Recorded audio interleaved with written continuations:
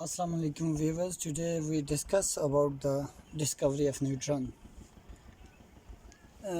Discovery of neutron से पहले हमने डिस्कवरी ऑफ प्रोटॉन और डिस्कवरी ऑफ इलेक्ट्रॉन पढ़ चुके हैं। तो अब हम देखते हैं कि डिस्कवरी ऑफ न्यूट्रॉन कैसे हुई या कैसे न्यूट्रॉन डिस्कवर हुए। तो सबसे पहले मैं आपको रदरफोर्ड की एक प्रिडिक्शन बता दूं कि इन 1920 Rutherford predicted the presence of a neutral particle in the nucleus of an atom. कि 1920 में रदरफोर्ड ने क्या किया, 1920 में उस रदरफोर्ड ने प्रिडिक्ट किया कि न्यूट्रल पार्टिकल्स प्रेजेंट हैं न्यूक्लियस के अंदर, किसी एटम के न्यूक्लियस के अंदर न्यूट्रल पार्टिकल्स प्रेजेंट हैं। ये 1920 में रदरफोर्ड ने प्रिडिक्ट किया। अब वो कैसे प्रिडिक्ट किया? ये इस तरह से प्रिडिक्ट किया कि एटॉमिक मैसेज जो थे एटम्स के, उनको हम खाली प्रोटॉन और इलेक्ट्रॉन की बेस पे एक्सप्लेन नहीं कर सकते।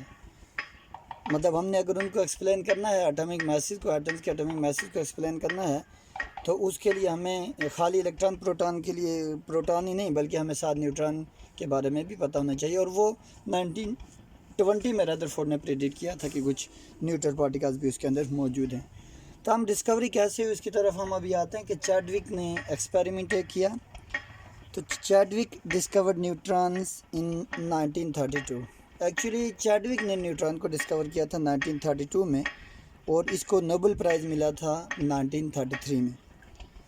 यानी ये फिज़िक्स था और इसको फ़िज़िक्स में नोबेल प्राइज़ मिला था 1935 में इसको नोबेल प्राइज़ मिला था। और ये जो है 1932 में उसने चैडविक ने न्यूट्रॉन डिस्कवर किया।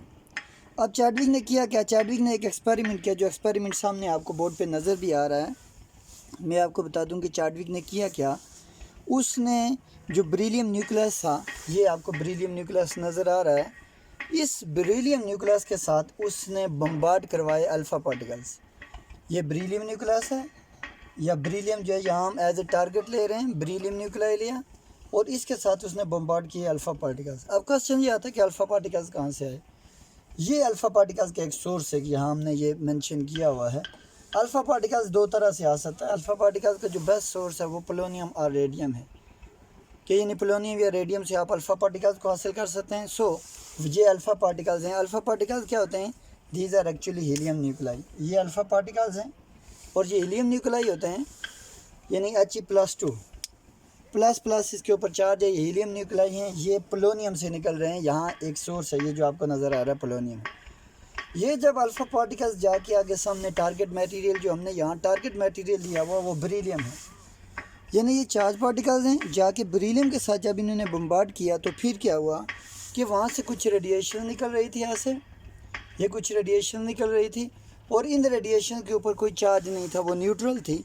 हमें कैसे पता चला कि इनके ऊपर चार्ज नहीं है? हमें ये पता चला कि जब ये हमने आगे चार्ज डिटेक्टर रखा हुआ है और चार्ज डिटेक्टर पे जाके, यानी यहाँ ये चार्ज डिटेक्टर है और इस चार्ज डिटेक्टर पे जब जाके ये बम्बार्ड कर रहे थे, ये न्यूट्रल रेडिएशन जो बम्बार्ड कर रही थी, तो चार्ज डिटेक्टर ने कोई उसकी जो नीडल थी या सुई थी उसने कोई डिफ्लेक्शन शो नहीं की। इससे ये बात कंफर्म हो गई कि ये जो है न्यूट्रॉन्स हैं, दे कैरी नो चार्ज। इससे ये बात कंफर्म हो गई। अब न्यूक्लियर रिएक्शन जो हुए वो मैं आपको थोड़ा सा बता दूं कि न्यूक्लियर रिएक्शन कौन से हुए। पहले तो हम देखते हैं ना कि पोलोनियम से, अभी मैंने आपको बताया कि पोलोनियम से क्या निकला, अल्फ़ा पार्टिकल्स। पोलोनियम ये जो है, ये पोलोनियम इसका एटॉमिक नंबर 84 है, उसका एटॉमिक मास 216 है। जब इसकी डिकेइंग हुई तो इसके रिज़ल्ट में हमें दो एलिमेंट्स मिले। एक हमें मिला लेड का एटॉमिक नंबर 82 है, इसका एटॉमिक मास 212 है, और साथ हमें अल्फ़ा पार्टिकल्स मिले। ये हीलियम न्यूक्लाई हैं, these are actually alpha particles. अब ये क्या हुआ कि ये अल्फ़ा पार्टिकल्स जो यहाँ हमें मिले हैं, यानी ये पोलोनियम से मिले हैं, पोलोनियम इनका सोर्स था, और ये अल्फ़ा पार्टिकल्स जाके बम्बार्ड कर रहे थे बेरिलियम के साथ। ये जो हमने ऊपर एक्सपेरिमेंट में शो किया हुआ है डायग्राम में, तो बेरिलियम के साथ जब इन्होंने बम्बार्ड किया तो हमें क्या मिला? एक हमें कार्बन मिला और साथ हमें न्यूट्रॉन मिला। यानी ये जो है एक्चुअली हुआ क्या है, actually alpha particles and nuclei of beryllium are rearrange to form C612 and extra neutron is emitted. यानी ये दो रीअरेंज हुए हैं, अल्फ़ा पार्टिकल्स और बेरिलियम रीअरेंज हुए हैं, उन्होंने C612 बना दिया और साथ ये उन्होंने क्या किया, फ्री न्यूट्रॉन्स इमिट किए हैं। अब हम कहते हैं कि इलेक्ट्रॉन और प्रोटॉन की तरह न्यूट्रॉन जो होते हैं इनको भी हम फंडामेंटल पार्टिकल्स कंसीडर करते हैं। सो अगर हम ओवरऑल बात कर लें तो हम कहते हैं there are 3 fundamental particles of an atom, electron, proton and neutrons. ये हमारे पास 3 पार्टिकल्स हैं। ये था जी कि आपको मैंने ये बताया कि ये अभी तक जो हमने बात की कि वो डिस्कवरी कैसी हुई और चैडविक एक्सपेरिमेंट क्या था। अभी हम इसके बाद नेक्स्ट चलते हैं, हमारे पास प्रॉपर्टीज़ हैं, प्रॉपर्टीज़ न्यूट्रॉन्स की क्या क्या प्रॉपर्टीज़ होती हैं उनकी तरफ हम आते हैं। तो सबसे पहली प्रॉपर्टी जो हम यहाँ देखते हैं वो ये है कि न्यूट्रॉन जो है, these neutrons can not ionise gases, यानी ये आयोनाइजिंग पावर नहीं रखते हैं क्योंकि ये न्यूट्रल पार्टिकल्स हैं, these are the neutral particles, so these neutrons do not have ionising power, ionise नहीं कर सकते। पहली प्रॉपर्टी ये होगी कि these can not ionise gases. Okay, second property क्या आ गई? सेकंड प्रॉपर्टी ये है कि ये जो फ्री न्यूट्रॉन्स होते हैं, free neutron decays to give a proton with the emission of a neutrino and an electron. Just look at this one, ये न्यूट्रॉन है, न्यूट्रॉन की जब डिकेइंग हुई, न्यूट्रॉन की डिकेइंग के बाद यहाँ हमें एक मिल गया proton, this is the proton और दिस इज़ इलेक्ट्रॉन। ये प्रोटॉन और इलेक्ट्रॉन में मीट हो गया और साथ यहाँ क्या बना है? न्यूट्रिनो। आपको हमने कई बार बताया कि जो फंडामेंटल पार्टिकल्स हैं, मोर देन 100 फंडामेंटल पार्टिकल्स हैं, out of this more than 100 subatomic particles, there are 3 fundamental particles, electron, proton and neutrons. तो यहाँ जो न्यूट्रिनो है, this is subatomic particle, ये एक सब एटॉमिक पार्टिकल है। इसके बाद हम नेक्स्ट थर्ड प्रॉपर्टी देखें अगर, तो हम कहते हैं कि ये जो न्यूट्रॉन्स हैं they have high ionising power, या हम सॉरी आयोनाइजिंग नहीं, they have high penetrating power. ये स्ट्रॉन्ग पेनिट्रेटिंग पावर रखते हैं, यानी पेनिट्रेट कर सकते हैं किसी भी बॉडी से। They can knock out high speed proton from paraffins, water, paper and cellulose. कि अगर इनके आप रास्ते में अगर इनके आगे रख दें, आप पैराफिन रख दें, आप वाटर रख दें, पेपर रख दें या सेलुलोज रख दें, तो ये उनके अंदर पेनिट्रेट कर जाएंगे। They have high penetrating power. Okay viewers, the next property of neutron is fast and slow neutrons. Generally हम कहते हैं कि हमारे पास 2 तरह के न्यूट्रॉन्स होते हैं। न्यूट्रॉन्स की 2 टाइप्स हैं हमारे पास। ऐसे न्यूट्रॉन्स, दो neutrons which are travelling with the energy 1.2 mega electron volt, they are known as fast neutrons, while those neutrons whose energy is less than 1 electron volt, they are known as slow neutrons. मतलब ये है कि यानी neutron 2 तरह के हैं। कुछ जो ऐसे हैं जो बहुत हाई एनर्जी से ट्रेवल कर रहे हैं, जिनकी एनर्जी अगर मतलब 1.2 मेगा इलेक्ट्रॉन वोल्ट तक है, तो उनको हम कहते हैं फास्ट न्यूट्रॉन्स।